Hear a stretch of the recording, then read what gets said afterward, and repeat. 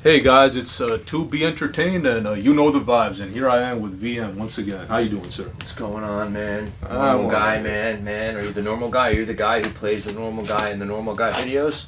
The actor? Are you the actor behind the scenes of the normal guy? The guy who shakes my hand. Not really an It's always actor. weak. It's never strong. It's not a shake it Well, we again. can retry again, sir. You gotta give a good grip like that, man. All That's right. how you shake somebody's hand. That's a good way of looking at it. That's how you become successful. Is you have to shake somebody's hand like that. You got to go out there and do the wrong, do the right thing for the wrong reasons. The right reason would be to get a job and manipulate the handshake to get the right job.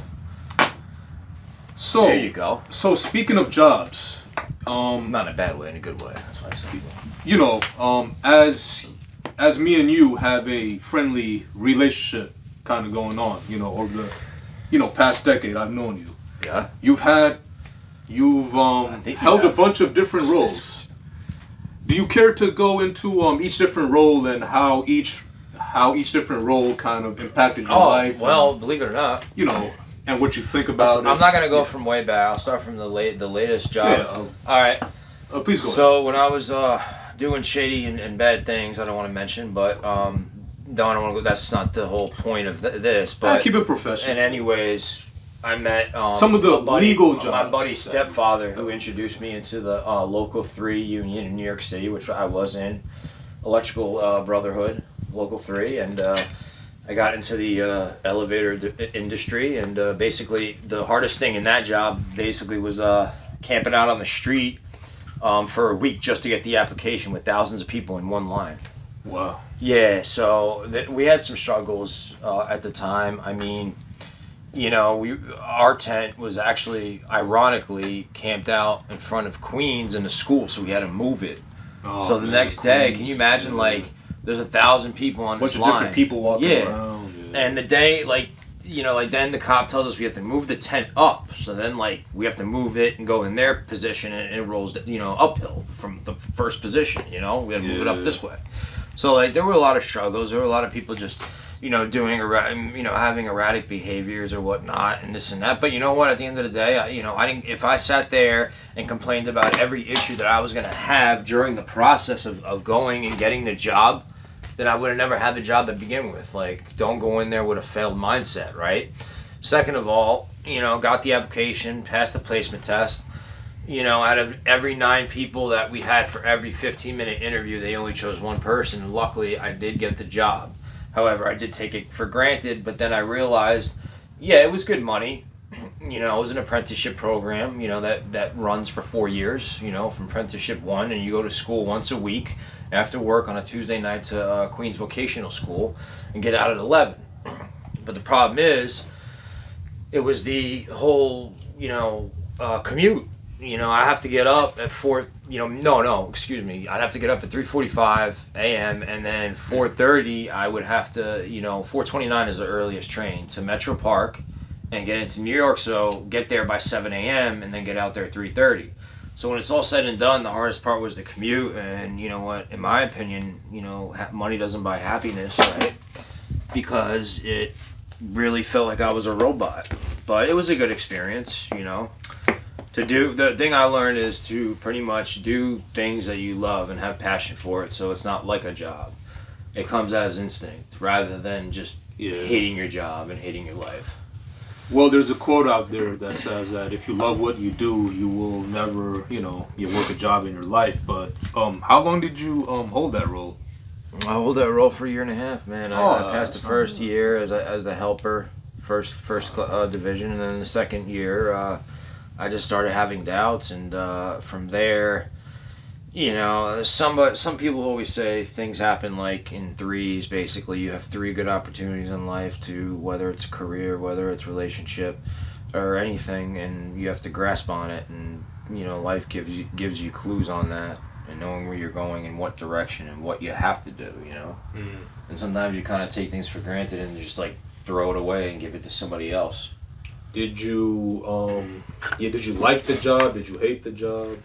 How do you The feel job about was it, fine, looking back and at the it? job was really good in the beginning, honestly, because you work with a mechanic and whatnot, but it's a cutthroat industry, and you know how it is. People like I mentioned in earlier videos about people with the power trips or whatnot, but we're talking basically people with power trips, as such as bosses. Like you give them a little power, and then, that was the mechanic. I worked under a mechanic, and then whatever mistake that person makes, then it's like shit. Well, you know what? Let me cover it up and have the person below me, get in trouble. It's like that whole thing where I live by on the dollar bill with the triangle like this with the eyeball. It's like, here's the top and then everything rolls downhill, which is the truth,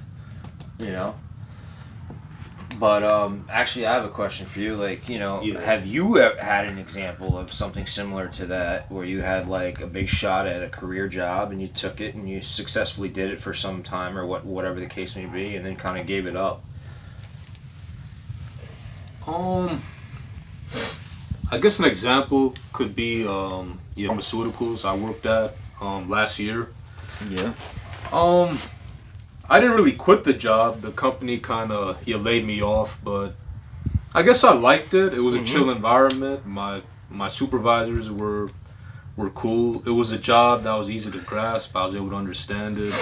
I know that if you keep working at the job, it's called records data management or something like that. Yeah, something like that. You could eventually make like a good living. Yeah. It's alright. I mean, it's like a 9 to 5, but I would say long term, nah, it wasn't really a passion, but it was good money at the time. But unfortunately, because of COVID, I got laid off. And then there's still like a lot of after effects and ripples that still affect my life to this day. So yeah. Well, yeah, that's just going back to the term of what you said, because I know it's not allowed. But with that being said, I mean, that's just either an excuse for somebody to stop working. Obviously, I'm not going to sit there and say like, oh yeah, everyone makes that excuse because of this. That's why I got laid off. It's like every little thing. No, I mean, I'm not saying you're making. I'm just in general in society, and then it's like, well, here's that excuse I have. Now I don't have to get a job. You know what I mean? Yeah. But there's other factors involved, like background checks, this and that. I know there's a law that was passed in Jersey that they're not supposed to technically look at your background, but they still have the glitch where they could do it, and say that's not really for the job, but they just look on their personal time. Yeah. And then it's unfortunate. They say there's a law, not to discriminate on an application or a job, but in my opinion, there is. Like, it's based on sometimes even like ethnic backgrounds. Like if they have a certain percentage of ethnic background, like say it's like 20% white or something, they have to make sure that they hire like, an African American or Asian or, from another ethnic background just to make it look like it's a diversity, and it's kind of messed up. I mean, there's nothing wrong with that. I understand that, but give the real reason to why they should qualify for the job. I understand background checks and credentials, but sad to say is half the shit that the people study for and they went for and what they've done, they don't even use 90% of what they've They're not in that field. Yeah, it's all based on back then, like in the 40s and the 50s. Like, you would practice, like when you first had the job, you would shadow somebody, right? Meaning you go in there, you would look at the person that's actually doing the job, and you learn and you practice what they're doing. That's basically what the job function is, not know this, know that. You don't need to know all this extra bullshit. Well, kind of piggybacking off of what you just said, I don't know, do you feel like college kind of helped you for the workforce? Did it do anything? College helped me for the... how was your experience? No, I'm saying college helped me for the workforce in the essence of just to have something, like a piece of paper in my hand. A credential, based on protocol. Like, for instance, everybody has to have a high school diploma or GED or whatnot if they dropped out, and get a test to have that credential. You know what I mean? Yeah. Before they even can have a job. Like even the dumbest jobs, the stupidest jobs, like the low level end jobs. It's just a piece of paper. Like that's what it affects. Me, obviously, because the higher level of education you do have, no matter even if you didn't graduate that point or not, they're going to look at that in the long run based on a ratio of all other people, is the first is always a schooling they look at. Yeah. And that's where they start chopping people out.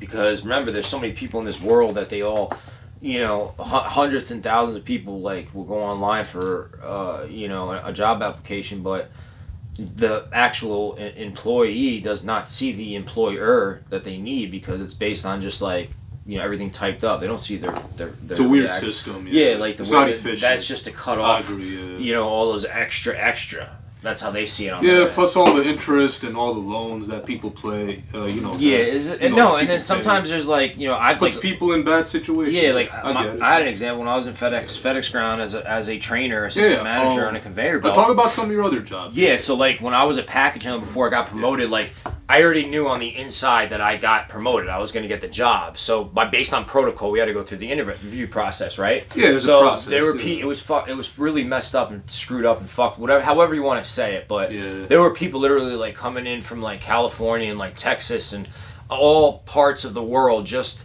to get the job, not knowing that I already had the job, but basically they just had to do it based on protocol. For FedEx, they came. They came. People came just for the interview, and come to find out that following day I already knew I had the job. Oh. And I was working at the time, so it's like they had that interview like in the middle of the night, like 4 or 5 o'clock in the morning. How you feel about FedEx looking back at it? You wish you stayed, or you wish you would have? I don't know. And what was your least favorite job, and what was your most favorite job? I mean, I wish I stayed, but the thing with the conveyor belt situation is it's a group. It's kind of like it reminded me of like playing basketball or like being on a football team. Like they look at your statistics. If you have missed boxes and missed trucks when you scan, then when you become like a lot of people say, oh, that's a great job being a manager. Nah, it ain't. It really isn't a manager or assistant, whatever the case may be, because my manager, I'm doing his job, so it makes him look good, and he's sitting in the office doing absolutely nothing but eating donuts and drinking coffee, right? And also the fact that I have to babysit all the people underneath me, like the package handlers. So it's like if somebody on my line, on my conveyor belt that, packs trucks in and doesn't do it properly, it falls on me. You know what I mean? Like, oh, why didn't he do it? And I can get fired. It's a big responsibility. The higher you go up in position, it's a bigger responsibility. Well, let's kind of look at the bigger picture now. Everybody works for money, right? And then money is kind of like the key driving force of a lot of economic processes that happen in the world, So what is your viewpoint on money? You view it as a good thing, a bad thing? How can people... hold on. What's your stance on... Yeah. Go ahead. Money, in my opinion, obviously is the root of all evil. It's the worst thing in the world. It's a currency, obviously. Like, what about back then when they used to trade shit?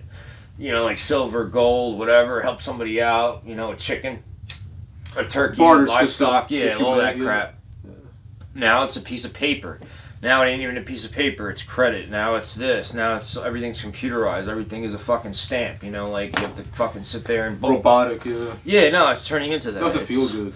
Yeah, it sucks. And then with that being said, like it's like with cash, like nothing is labeled. There's no like traffic of seeing what somebody bought because it's just cash. There's no tax on it or whatnot. When you use a credit card, it takes the tax out. You know what I mean? There's like documentation of where things come from, so there's no more privacy. Basically, everybody can see what you bought. Track record of anything. Well, what would you do if you got like $1 million out of nowhere? How would you spend it? If I got $1 million, first off, the first thing I would do is, well, can I take that money and utilize it and invest it somewhere in a business? So take a risk to lose it and then make a profit later. That's what I would do. I wouldn't be sitting here spending cars, this and that. No, I would. My first year or 6 months, I would think about what businesses I can invest, franchise, that, small businesses, whatever the case may be. So from the way you're talking, you don't seem to be like a man that's into materialism or cars. Nah, buy real estate, gold, you know what I mean? And then just keep selling it off. Well, what's your stance on people who are into all that stuff, like like nice cars and gold, like? I mean, that's fine if it makes them happy. Yeah, fine and dandy. Just don't let it get to their head, because then their lifestyle of getting more money and spending more money, and then what if they can't get money anymore? Then they're still spending money. It's what I mean. It's the lifestyle of spending is a hell of a lot worse than being poor. Yeah, a hell of a lot worse. I guess mental freedom at that point. So. How do you feel about capitalism then? I mean, I hate it. Yeah. But that's just a terminology in a phrase and a word that has been used because of the basis of what people see. So there's a part where they say, yeah, it does exist, and it doesn't. But in all looks and forms, business does equal capitalism in the future. I mean, any kind of business, in my opinion. Yeah, so I guess Profit. you look at money as an evil thing. Yeah, I see your point, but Money is the root of all evil. so would you say we live like in like a one-up society where someone's trying to be better than the other, Obviously, yes. keeping up with the Joneses?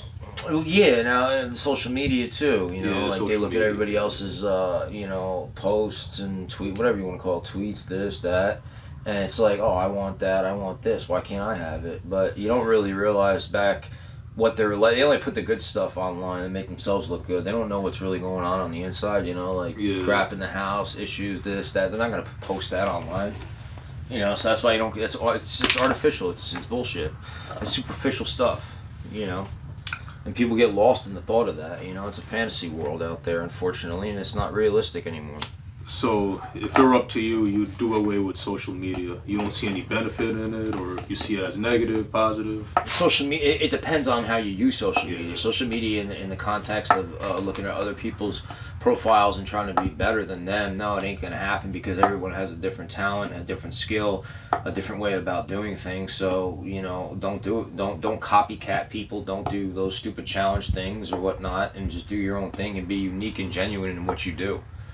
That's basically what you should do. You compare yourself from yesterday and compare yourself from a week ago, and how did I progress? Because you can't compare yourself from the person to next to you, in front of you, or behind you. And honestly, for that, to wrap it up, I mean, just don't look at everybody else. Just look at yourself. And how can you progress from yourself from yesterday? Don't look at everybody, look at yourself. Yeah, I like that. I might actually write that down. Yeah, write it down I'll be in your honest with journal. you. I'm serious. Everybody write it Don't down. look at everybody, look at yourself. That's good. All right. So yeah, that's it. Well, all right, Vian. That was a very inspirational talk that we had. Yes, I'm it has. feeling alive and invigorated after and this. alive and well. And I think this went well. I appreciate that. And Thank you we'll once probably again. see each other next week. And there you have it. To be entertained. You know the There you vibes. go. And with VM Talks. Yes.